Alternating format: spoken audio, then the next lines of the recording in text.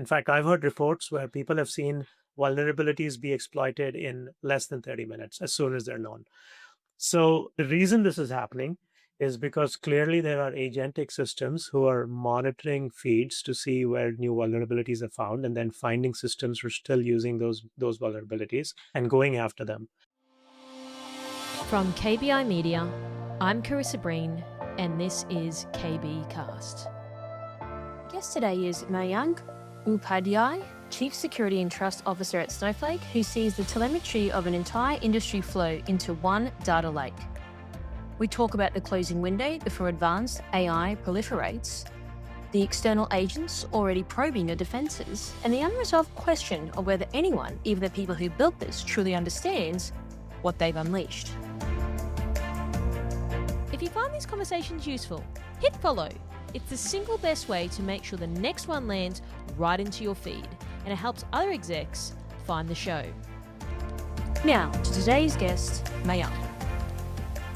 So, Mayank, you sort of said that Mythos is like spin-offs which will rapidly proliferate. So what does that world actually look like in practice? And then I really want to get a bit of a lay of the land from yourself, given your role. Maybe we'll just start with the second question and make our way to the first question. The lay of the land right now is that, and this is one of the reasons I took on this role, I find it super exciting. The rate at which the world is changing around us, thanks to advances in with agents, is just incredible. And I thought it was a phenomenal opportunity to come here to Snowflake and do some really, really interesting work. One of the things I find fascinating about Snowflake is that every single vendor that builds a product for them, whether it's a SaaS vendor or it's a security vendor or even their own products, telemetry from everything, from the applications, from the cloud providers, from the corporate systems, is all sent into one data lake. Guess which one that is? Into Snowflake, right? So as a security person, it's kind of treasure. It's like a treasure trove where you just walk in and you're like, wow, I can build all this cool stuff because I can see exactly what's going on. And then AI comes along and you put those incredible capabilities on top of it and you're like, my God, I can like process this stuff like never before. I can be reactive, I can be proactive, I can build all sorts of interesting defenses. So the landscape right now looks like, folks, obviously Mythos has been in the news, as are some of the other cyber models. And by the way, we should talk about, is it just the cyber model that makes a difference? Is it the harness that goes around it? There's lots of interesting thoughts around that. But the landscape looks like, oh my gosh, there's an Armageddon coming. How are you going to get ahead of it, right? So how are you going to proactively, expand your own monitoring? How are you going to go and like look at all your source code, look at literally under every rock at every sort of nook and cranny and make sure that you don't have some sort of a vulnerability hiding there. So that's kind of a fun thing for somebody like me who's a glutton for learning new things. And I think it's a fantastic time to be in the industry and be applying all those learnings to sort of a very real and problem that is coming our way very soon.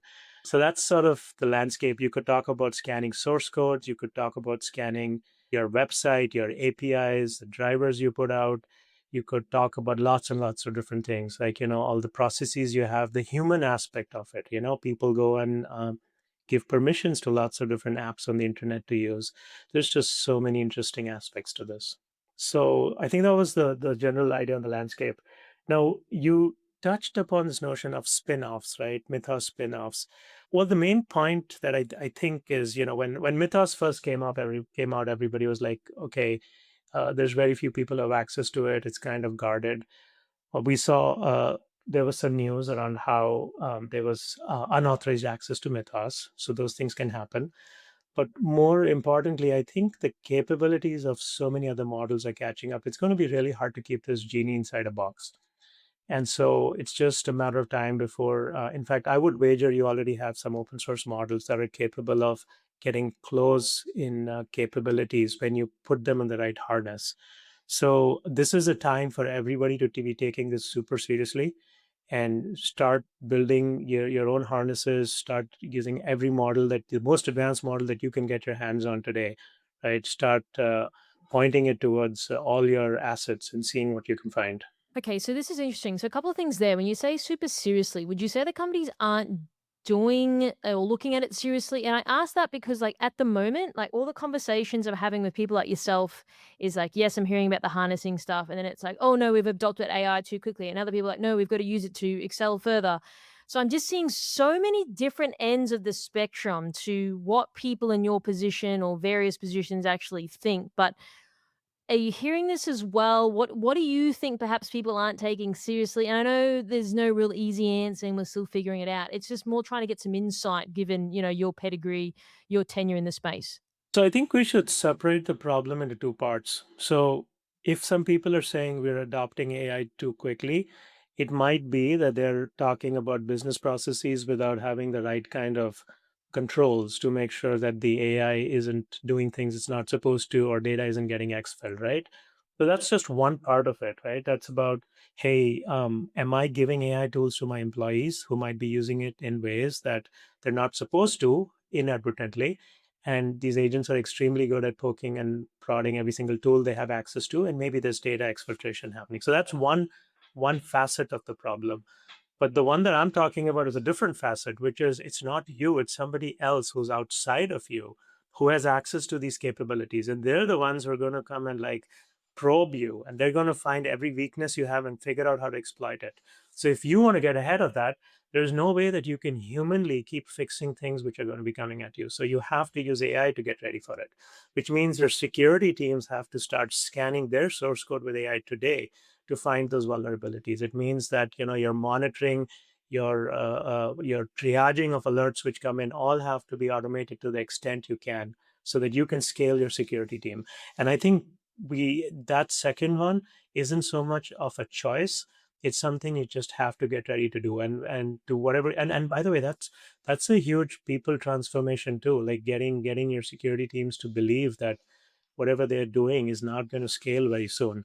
I would strongly encourage people to take that second facet super seriously and very, very urgently. Yeah, this is super interesting. So then, like, I've been like writing articles again, talking to people like yourself, saying that now we're using AI agents to govern the AI agents that are out there. So I want to talk through, like, is it going to become a point where it just becomes a moot point? Because it's like, well, do we even need to do all these things because we've got these other things self-governing and all this sort of stuff? I'm just hearing that trickle through now as a thing that I'm hearing in this media role. Yeah. Look, I think what you just described fits in the first facet of this problem again, right? It's around how do you build AI agents so they're well behaved, so they don't accidentally leak stuff, right? And these are every company is doing some innovation. Every single platform is doing innovative work over here.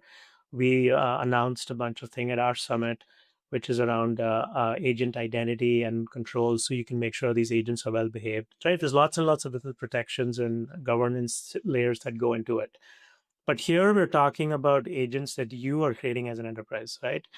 But the one that I'm saying that you need to start getting your security teams to look at more urgently and more seriously is the second kind, where somebody else is building agents outside and they're coming at you, because those people are not necessarily scrupulous, right? And they're just trying to find vulnerabilities in your code and your services.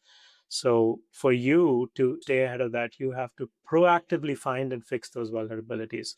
And that's the one that I think it's worth separating both these categories of things. But you're right, these are both very much extremely topical and both are really, really important with everything that's going on. So do you think companies are doing this? Because even if we go back, like, in history and time of, like, protecting our four-wall perimeter, obviously that's changed, but it's just more, do you think there is that mindset still there, or do you think people have been bamboozled lately by the whole AI stuff, et cetera, et cetera? So has this mindset, even if it is relatively engendered into people who've been doing this for a long time like yourself, do you think it has gone by the wayside, perhaps, in terms of the thinking towards this problem, generally speaking? I think there's a lot of evidence that people should look at very, very carefully. For example, I think the number of open source vulnerabilities, CVs that have been reported, are said to have had a sharp spike as of January. I don't remember the exact stat. I can probably dig it up and send it to you. I think it was of the order of 30% or more, right? Secondly, a lot of organizations have measured the what's called the time to exploit from the time when a vulnerability is put out to when somebody comes and exploits it if you haven't patched it. In the past, the time to exploit used to be of the order of days, even weeks, and now it's said to be of the order of 10 hours, right? In fact, I've heard reports where people have seen vulnerabilities be exploited in less than 30 minutes as soon as they're known. So the reason this is happening is because clearly there are agentic systems who are monitoring feeds to see where new vulnerabilities are found and then finding systems who are still using those vulnerabilities and going after them. We ourselves have done a lot of work building an agentic harness using advanced LLMs to look at our own source code, and the speed at which we're finding and patching these things is incredible. So I think this is very real. Every large organization, and there's been a bunch of CISOs who've come out and spoken about this. Lots and lots of people have come out and said that this is real. They have found and fixed a number of things. So I would not take that second category of risks lightly. It is real, and it is here and now. The LLMs that the capabilities of LLMs this year have taken a big quantum leap in terms of what they're able to do. There's lots of different reasons for that. It has to do with new GPU architectures, which can communicate faster. They can store a lot more context.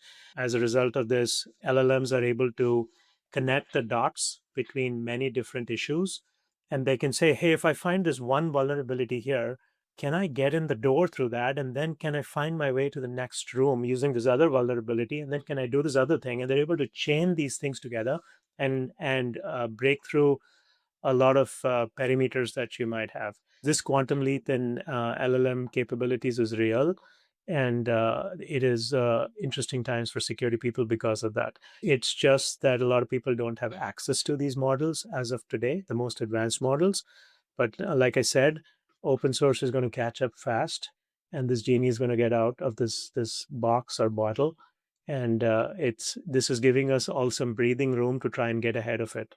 So we should utilize this breathing room to do as much as we can to get prepared for it. So, just on a quick side tangent, so a CISO was asking me about this, saying, "Are you doing much content around it?" And then I knew I had the podcast with you this week. But I mean, I'm an Australian, I live in the US now, but I think recently the chief lawyer of Anthropic flew to Australia to have some meetings like with government officials.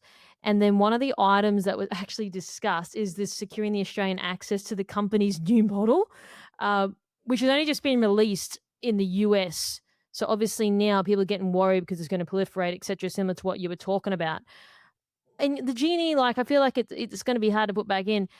What do we actually do now, considering we're in this position and this is where it's at? Obviously, people are worried about it. I mean, these meetings wouldn't happen in a country like Australia for no reason. So I'm curious to just get a little bit of your insights here around that. And you may not have known that. It was just more when you were talking, that was what was coming up in my mind. Yeah, no, I do remember reading about that in the news. That happened in Australia. There was something similar in India where the government got together with a bunch of banks and had some conversations. I think there was something in the UK as well. So it's pretty common for this to be happening around the world. I think if you're a CISO who's trying to figure out what you can do right now, first and foremost, get your people to be AI ready. There are many vendors who will do pen testing and red teaming for you using AI. So if you don't have folks inside who can build an agent harness and plug in some of the more newer models into it, go get one of these vendors and then have them run it for you. This will proactively set you up to find these exploits before the adversaries are able to. And you need to run these on a continuous basis now because a lot of people are also generating code using AI. So speed at which software is being developed has increased tremendously, especially if you're one of those AI forward organizations that's generating a lot of that, then you need to be continuously scanning. But even if you're not, I think the scanning has to happen continuously because the way these LLMs work, it's a bit probabilistic whether they're going to find a particular vulnerability or not. And the more time you give them, the more likely that they'll find something big, right? They'll be able to string these things together.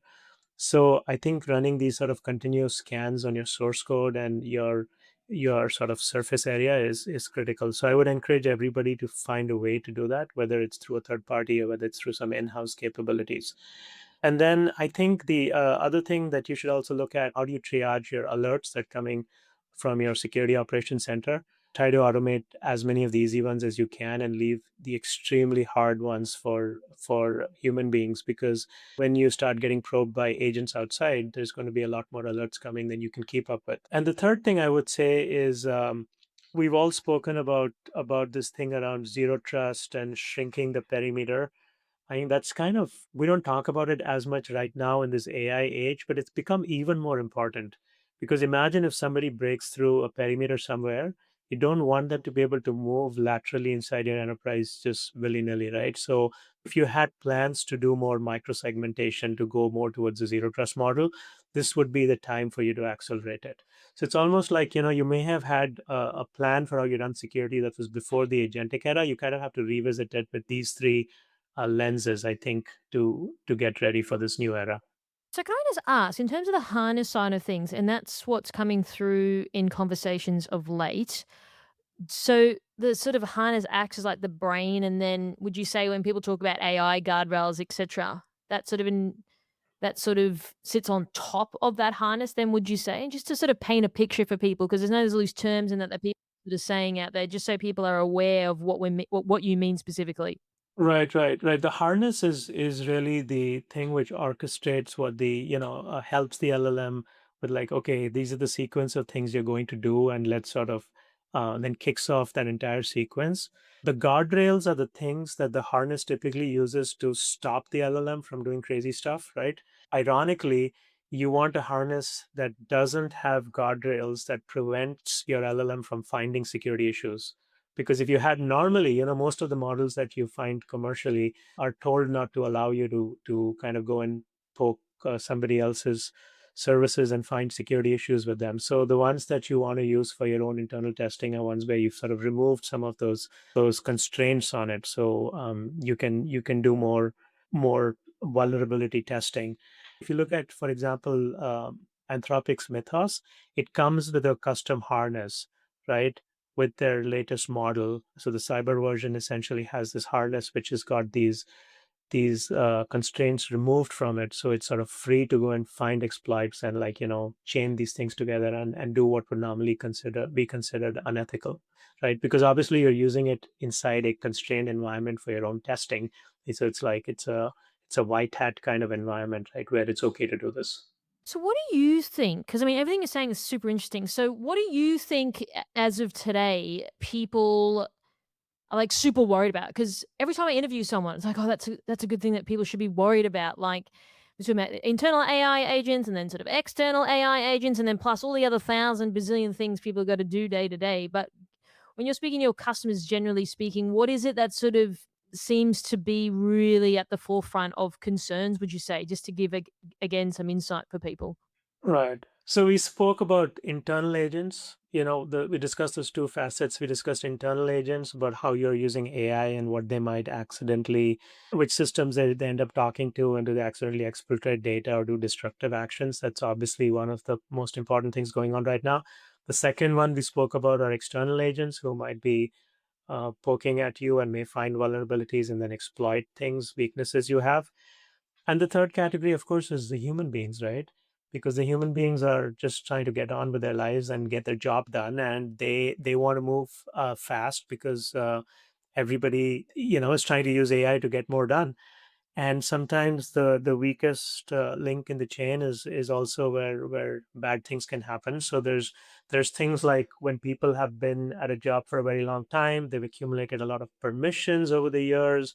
As they changed roles and things like that, nobody ever went back and cleaned up these permissions. Now, imagine that one of these human beings gets compromised, and their agent is looking at these permissions and saying, wow, my job as an agent is to try every possible path to solve the problem you gave me. So it's going to go and explore all the systems it has access to. So the risk just becomes multifold in those situations. So permission management and sort of helping clean up, don't have people sort of sitting around with tons of ambient permissions, especially permissions which are given to their agents, right? That's a recipe for disaster in this world. I think those are the top three things that jump to mind for me. There's a lot of other interesting human aspects too. People want to chain together tools, right? Like somebody wants to use, like, cloud co-work, and they want to connect it to Slack. And hey, do you have your personal Slack tenant also in here, or is it just your work Slack tenant? If you have your personal Slack tenant, what happens if your Claude cowork sends work information to your personal Slack tenant, right? It can exfiltrate that data even if you did not intend for you to be doing that. So there's all these interesting new integrations which cause more exposure. So I think the whole human aspect and how human beings are interacting with these systems creates a very interesting situation as well. We'll come back to that after a quick word from our sponsor. In fintech, trust is everything, and proving it shouldn't slow you down. Whether you're dealing with ISO 27001, SOC 2, CPS 234, or GDPR, Vanta helps you demonstrate security and compliance without derailing your roadmap. Used by thousands of fast-moving, regulated companies, Vanta automates the hard part so your team can focus on shipping features, not gathering screenshots. Visit vanta.com/kbcast. That's vanta.com/kbcast to learn more. And we're back, right where we left off. So then just talking on the permission management side of things, and you're right, and I've been there before when it's like you've got a large enterprise, thousands and thousands of people, some people that have been there for like 30 years and they've accumulated all these permissions that you're right, no one's probably ever looked at. So in terms of best approach, so now companies are obviously trying to go through this, fix it up, clean it up. So would you deploy an agent to do that, or you have to do it manually then, just to make sure that you're not sort of, putting a Band-Aid solution over a massive hole? So what would be your thoughts towards that? There are a lot of tools which help you do this. So we are using those kinds of tools as well. But the thing that I'm also pushing my teams to do is to use AI to go through, as I mentioned at the beginning of this call, we have logs for pretty much everything, right? We love collecting logs, we love data. So we can go back and look at historically at like, okay, did this person use this particular permission or not? We can go back as long as we want, right? So I think just using AI to go through your logs at AI speed and try to classify things and figure out like which permissions can be taken away is the best way to have a go at this problem. And then in terms of the classification, like I know that people are now doing it like per job role, not just an individual person. Because I remember even when I was working internally, we'd have to look at people's individual, like Carissa Breen, what are her each individual. I mean, that would take so long to do when you've got thousands of people. But now I'm hearing that it's just been grouped by job description. So if you're a recruitment consultant or whatever it is internally, or talent acquisition, that would be, you would mirror it then across the function rather than each individual person to increase the process, and I'm assuming, but then also to check your work, so to speak. Yeah, and it has another advantage, KB, which is like maybe there's another person who's in the same job function as you, and they may not have used certain permissions yet, but because they're in the same job function, you can predict they're going to need these permissions. So you don't remove those permissions in that case. You just anticipate if you proactively remove them, they're going to run into more friction, right? So it's a feature, not a bug in some sense, to say, okay, look, this other person may is likely going to need these permissions very soon. So let's not be over eager to take those off. But there's probably a bunch that, KB hasn't used in the last 6 months that we can take away from people in this role and other people similar to her. So that's definitely one way to go about it. There's another very interesting thing people do, which is you can use solutions where you can have like a just-in-time privilege escalation, right? So it's like, you kind of have the permission, but right before you can use it, you have to go somewhere and say, yeah, I intend to use this. And so then if you set an agent with your permissions and it tries to do something you do not want to do it, you can kind of catch it at that step because you're like, wait, what the heck? It's trying to do this. I never wanted it to do this. So I'm not going to give it that permission. So it's like you have the permission and it's free for you to assign to yourself for a particular session where you know that you need it. So just creating those kind of controls is another easy way to handle this problem. So then I sort of want to double down now on enterprises are rushing to deploy AI agents like internally, right? We're hearing it. We're seeing things, releases being made faster than ever. Companies want to have the competitive advantage, for example. So, do you think, really, at the end of the day, that most organizations actually really do understand this? Because I mean, I'm talking to people and they're like, look, no one really does understand it. Like the people that created this stuff Like, Sam Altman and friends are like, not even we fully understand it. So it's like, it's a conundrum because if you don't do it, then you're in a pickle. But if you do it, you're in a pickle. So I'm sort of just curious to get sort of your view, considering, sensitivity of data, and there's more data breaches now than before, and the ramifications of that lost trust. We know how it flows. So I'm just more trying to, again, understand conceptually where people's minds are at, because again, I'm hearing very different views depending on who I ask. Yeah. One perspective which I picked up uh, over my career is like, especially as agents took off, was think of agents as interns. You can give them access, but you kind of have to carefully audit and know what they're doing. And I think initially you want to let them do something that's safe until you build trust before you can give them more complex tasks where the damage might be higher, right? So it's a good thing to start experimenting, but make sure you've got complete auditability as to, like, the agent identities are different than your human identities, and you can tell this was done by an agent and not by a human. And then build that confidence slowly, like whatever agent platform you're using, make sure that you build that expertise and that confidence gradually. That's the way to proceed. It has definitely got all of us computer scientists, especially security people, at the edge of our seats. We're trying to invent new patterns, whether it's sandboxing agents or identity delegation, or like protecting tool calls, like all these sorts of things. So there's a lot of innovation coming up from folks. And you may have seen at our summit we also launched a whole bunch of things. We've spoken about guardrails for indirect prompt injection from tools, even novel attacks. We've spoken about governing MCP tool usage, which is a very important way to manage your entire corporate data real estate. We're talking about agent identity. So these are the kinds of new constructs that we are going to keep inventing, for good reason. These are concepts which have been around for a while in the security community, and now is the time for us to maybe use AI to crank these constructs out faster than we've ever before. Yeah, so I want to talk about then that prompt injection. Do you sort of see this as becoming the new like SQL injection of like the AI time, or how do you sort of see that unfolding now?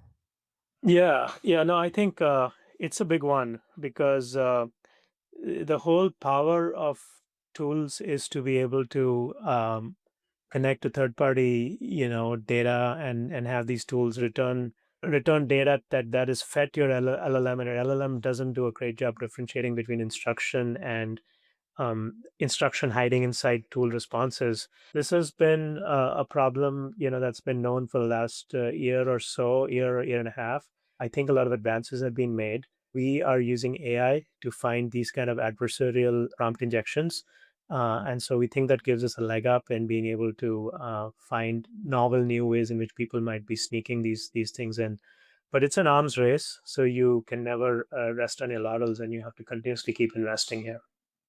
Okay, I'm just maybe going to round off with, we keep hearing fight AI with AI. So is that actually a strategy? Look, fighting AI with AI, it's not just like, what does fighting AI with AI means, right? It means getting ready and shoring up your defenses.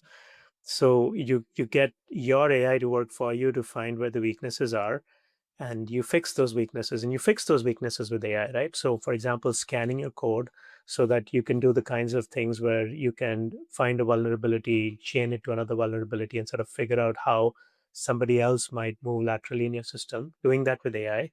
And then using AI to to propose fixes for each of those, because human beings are unlikely to be able to stay up with the speed at which your AI is finding these vulnerabilities, right? So then having AI generate simple fixes for those that human beings can accept. There's also another very interesting thing going on right now, where there's a lot of small open source libraries that are used by people, and many times these open source libraries are not well maintained and have a lot of vulnerabilities. So another thing that's going on now is people are saying, can I just completely replace these open source libraries with code I develop in house using agents, and I can write these in what's called memory safe languages, so they're just fundamentally more secure. So that's another way to use AI to get rid of a whole bunch of vulnerabilities that might exist in your code, right? So these are also examples of fighting AI with AI. And then you've got your SOC situation, your security operations center. You get a whole bunch of alerts in, and then maybe you can have AI go through them and classify a bunch of them and say, hey, look, these are false positives, so don't worry about this. And those false positives might be triggered because there is an adversarial AI system outside that is trying to break through your defenses, but it's triggering some alarms. But no need for concern. It hasn't broken through, and you've got plenty of other layers to protect you. So these are the kinds of things where an AI system can help the human beings scale themselves better to stay ahead of the flood of information coming at them, and to kind of proactively find and fix things. So I think all of that goes into fighting AI with AI. That was Mayank Upadhyay. The idea I keep coming back to from that conversation is that time to exploit has collapsed from weeks to minutes, which means patching at human speed is already a losing game. If you're a CISO listening to this, start continuously scanning your own source code with AI today, because the breathing room you have right now is only temporary. If this was useful, send it to one person in your leadership team.